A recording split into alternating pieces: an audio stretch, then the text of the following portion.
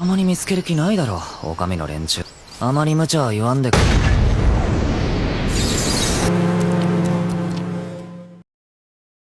Setelah pada episode sebelumnya, di mana Sagiri yang berhasil merekrut Gabimaru untuk ikut serta dalam tim ekspedisi untuk mencari sebuah ramuan keabadian di sebuah pulau yang indah yang disebut sebagai Pulau Surga. Gabimaru dan beberapa narapidana pun saling membunuh demi bisa mendapatkan tempat di kapal. Kemudian setelah tersisa 10 orang saja, mereka semua pun langsung saja dikirim menggunakan kapal menuju Pulau Sensekyu dengan masing-masing narapidana yang diawasi oleh satu algojo dari klan Yamado. Kini cerita dilanjutkan dengan Gabimaru yang menceritakan tentang kepala desanya yang ditusuk dengan banyak sekali senjata, bahkan kepalanya juga ditusuk, namun tetap saja tidak dapat membuatnya mati. Dan malah seperti dia tidak merasakan apa-apa. Gabimaru pun yakin kalau hal tersebut dapat terjadi dikarenakan ramuan keabadian yang didapatkannya dari negeri seberang laut, yang membuat kepala desanya itu tidak dapat mati, alias abadi. Hal itu membuat Gabimaru yakin kalau ramuan keabadian yang mereka cari di pulau tersebut memang benar ada. Setelah tiba di Pulau Sensekyu, Gabimaru dan Sagiri langsung menelusuri hutan untuk mencari ramuan keabadian. Sagiri lalu merasa kagum dengan keindahan dari pulau tersebut. Akan tetapi berbeda dengan Gabimaru yang malah merasa kalau pulau tersebut sangatlah menyeramkan. Hal ini dikarenakan tidak ada satupun tanaman di pulau itu yang memiliki jenis dan habitat yang sama. Dan itu tentunya sangatlah aneh. Mereka berdua lalu mulai berdebat. Gabimaru ingin agar ikatan tangannya dilepaskan supaya dia bisa bergerak secara bebas. Namun Sagiri melarang karena hal tersebut melanggar perintah. Dan Sagiri juga mengancam akan memenggal kepalanya. Gabimaru pun terpaksa menuruti keinginan dari Sagiri untuk tetap mengikat tangannya. Akan tetapi secara tiba-tiba, Gabimaru pun langsung saja diserang oleh seorang penjahat yang bernama Keun, yang dikawal oleh senior dari Sagiri, yakni Kisho. Gabimaru pun segera protes kepada Sagiri, karena Keun diperbolehkan bebas melakukan apapun dengan tangannya yang tidak terikat. Sagiri pun menanyakan hal itu kepada Kisho. Namun Kisho bilang, kalau dia tidak peduli dengan apa yang mau dilakukan oleh Keun, karena baginya yang terpenting adalah mengawal, dan jika ingin saling membunuh, maka dia tidaklah peduli.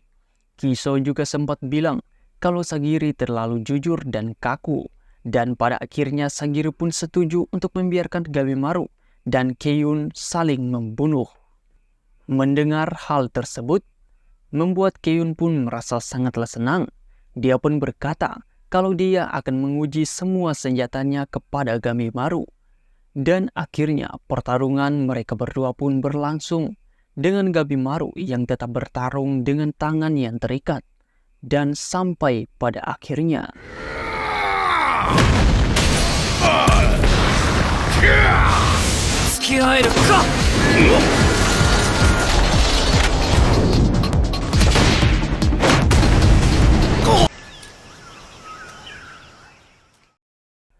Yap, Keun pun dibuat tewas dengan sangat mengenaskan oleh Gabimaru.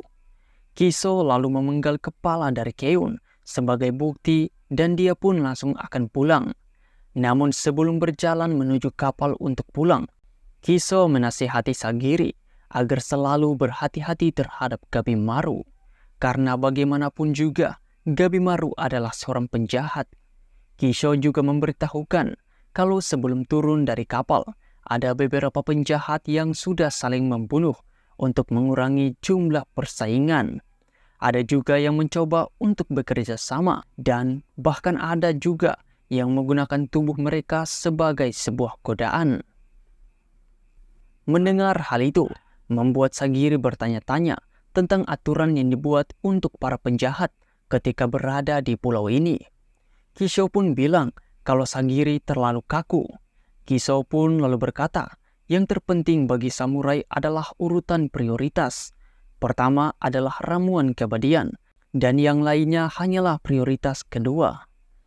Kisho pun bilang, lebih baik melanggar aturan namun berhasil, daripada gagal karena menjaga aturan.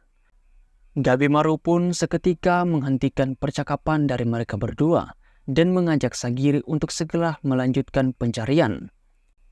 Di sisi lain kita akan melihat Aizen yang menjadi pengawal dari Rokurota. Namun yang terjadi adalah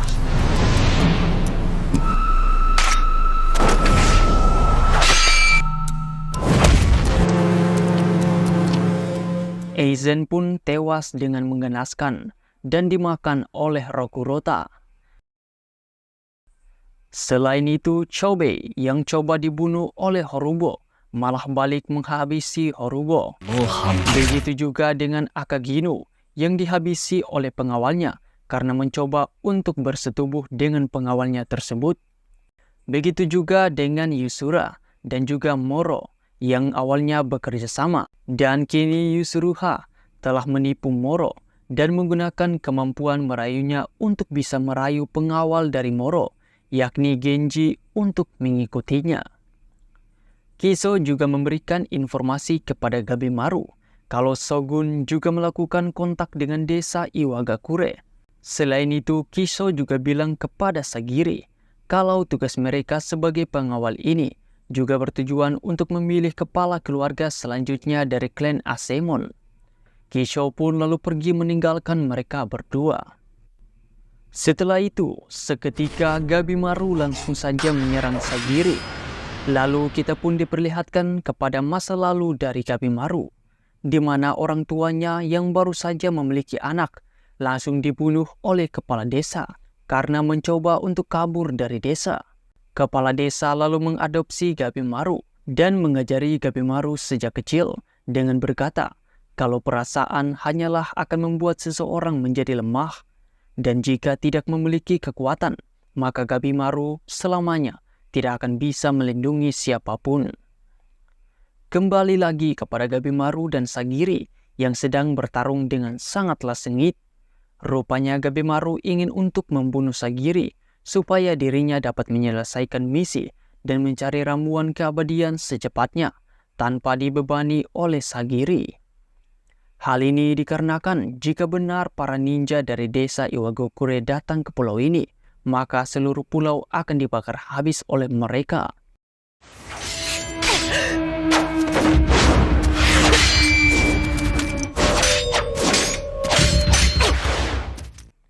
Anehnya, saat memiliki kesempatan untuk membunuh Sagiri, Gabimaru malah merasakan keraguan. Rupanya ini dikarenakan dia teringat dengan sosok istrinya yang mirip dengan Sagiri. Pertarungan pun terus berlanjut dan membuat pedang dari Sagiri menjadi patah. Sagiri pun terus melawan dengan menggunakan sarung dari pedangnya, hingga pada akhirnya Gabimaru berhasil menyudutkan Sagiri dan bersiap untuk menghabisinya. Dan yang terjadi, niat dari Gabimaru pun berhasil diredakan karena teringat dengan sosok istrinya yang sangat dia cintai. Sagiri pun menyadari walaupun Gabimaru dibesarkan dengan didikan yang sangatlah keras dan sangatlah sadis, Gabimaru tetaplah hanya seorang manusia yang memiliki perasaan. Sagiri pun langsung menyadari kalau sesungguhnya Gabimaru selama ini menanggung beban yang sangatlah berat dari membunuh banyak sekali orang. Gabimaru pun mulai mempertanyakan mengenai dirinya sendiri yang mulai melemah dikarenakan sudah memiliki sedikit perasaan. Akan tetapi Sagiri menjelaskan kalau itu bukanlah sebuah kelemahan, melainkan sebuah benih dari kekuatan. Pada akhirnya mereka berdua pun berdamai dan saling menguatkan. Cerita pun berganti kepada Tamiya dan juga pengawalnya yakni Fuchi. Setelah itu Tamiya dan Fuchi lalu bercerita tentang diri mereka masing-masing. Tamiya bercerita kalau dirinya adalah seorang ahli pedang yang tidak tertandingi dari 8 provinsi, yang diminta oleh seorang bangsawan bernama Tatsumi untuk menjadi perwiranya. Sayangnya dikarenakan si bangsawan terlalu meremehkan kekuatan dari Tamiya, Tamiya pun langsung saja memotong gerbang rumah dari si bangsawan. Dan pada akhirnya, Tamiya pun langsung diberikan hukuman mati atas tindakannya tersebut. Fuchi juga bercerita tentang dirinya. Dia bilang kalau di klannya selain memiliki pekerjaan sebagai seorang algojo, dia juga memiliki pekerjaan untuk memproduksi obat, melakukan pembedahan terhadap tubuh manusia, dan beberapa hal lainnya. Tamiya pun seketika merasa ngeri dengan Fuchi. Tamiya pun berencana untuk menghabisi semua pesaingnya, dan setelah itu barulah dia akan mencari ramuan keabadian. Namun anehnya setelah mereka berdua berjalan, mereka malah menemukan tumpukan patung yang terlihat seperti buatan manusia. Tangan dari Tamiya kemudian disinggapi dan disengat oleh seekor kupu-kupu yang anehnya memiliki wajah seperti manusia. Dengan cepat Tamiya langsung memotong si kupu-kupu dan juga tangannya sendiri hingga membuat kaget pengawalnya. Dan benar saja, tangan dari Tamiya pun seketika berubah menjadi tanaman bunga. Lalu muncullah ribuan kupu-kupu dan juga hewan aneh. Dan lebih mengejutkannya lagi, muncullah makhluk raksasa yang sangatlah aneh. Makhluk-makhluk tersebut juga muncul di tempat Gabimaru dan juga Sagiri. Sialnya saat Gabimaru menyuruh Sagiri untuk segera kabur meninggalkan tempat tersebut, mereka berdua malah langsung dikepung oleh sangat banyak raksasa aneh lainnya. Melihat situasi yang sangat berbahaya tersebut, pada akhirnya Gabimaru memutuskan untuk langsung menggunakan kemampuannya untuk menghabisi semua monster yang ada dengan sangatlah brutal.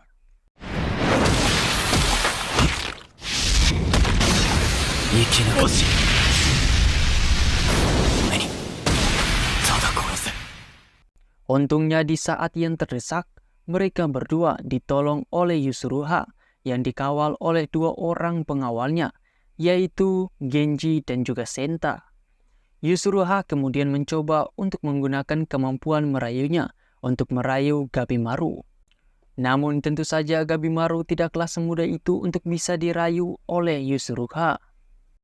Setelah itu Gabimaru lalu menanyakan alasan dari Yusuruha kenapa dirinya mau datang untuk bekerja sama. Yusuruha lalu bercerita kalau dia memiliki adik perempuan yang mengidap penyakit yang parah, dan untuk mencari uang untuk pengobatan adiknya tersebut, Yusuruha pun memilih untuk berlatih mati-matian dengan shinobi yang bernama Kai, yang berasal dari Mizoredani, agar dirinya bisa untuk menjadi seorang ninja yang hebat dan mencari uang untuk adiknya. Pada akhirnya mereka semua pun memutuskan untuk saling bekerja sama dengan tujuan untuk saling memanfaatkan satu sama lain. Sampai jika mereka menemukan ramuan keabadian, barulah Gabimaru serta Yusuruha akan saling membunuh, karena hanya boleh ada satu orang saja yang boleh kembali membawa ramuan keabadian. Yusuruha kemudian membagikan informasi tentang pulau tersebut, di mana mereka harus lebih berwaspada terhadap para monster kupu-kupu kecil, dikarenakan mereka mengandung senyawa dan juga racun yang sangatlah berbahaya dan dapat mengubah tubuh manusia menjadi tanaman. Dan informasi tersebut juga Yusuruha dapatkan dengan cara yang sangatlah edan, yakni dengan memanfaatkan Moro dan melakukan uji coba terhadap dirinya. Cerita kemudian berganti kepada salah satu penjahat bernama Asa Choubei dan juga pengawalnya yaitu Toma, yang harus dihadapkan dengan puluhan makhluk raksasa. Namun sebelum mereka beraksi, kita pun dibawa ke masa lalu dari mereka berdua, di mana ternyata mereka berdua adalah pasangan kakak beradik yang berasal dari daerah Kumuh, di mana ayahnya harus mati dikarenakan menanggung kesalahan dari tuannya, dan ibunya sendiri mati dikarenakan hidup dalam kemiskinan. Hal tersebut pun membuat mereka berdua haruslah bertahan hidup dalam kemiskinan. Sampai suatu waktu, Choubei pun berhasil untuk menguasai para bandit dan menjadi pemimpin dari para bandit tersebut. Hingga pada saat mereka berdua akan ditangkap, Choubei pun menyuruh adiknya yakni Toma untuk melarikan diri dan bergabung dengan klan Yamado Ashimon. sampai Toma berhasil menjadi seorang algojo dari klan Asemon. Dan kemudian, dengan kedudukannya sebagai seorang algojo, Toma pun menemui kakaknya dan menyuruh kakaknya tersebut agar mengikuti misi menuju Pulau Sensekyu dan mencari ramuan keabadian. Tentunya dengan Toma sendirilah yang akan menjadi pengawalnya. Dan tentu saja tujuan mereka berdua mencari ramuan keabadian bukanlah untuk membawanya kepada Shogun dan mendapatkan kebebasan dari mereka berdua, melainkan untuk meminumnya sendiri dan memperoleh keabadian. Dan cerita pun akan kembali ke masa sekarang. Terlihatlah Chobe yang mulai membantai semua monster dengan sangatlah brutal dan sadis tentunya. 罪罪罪ってよ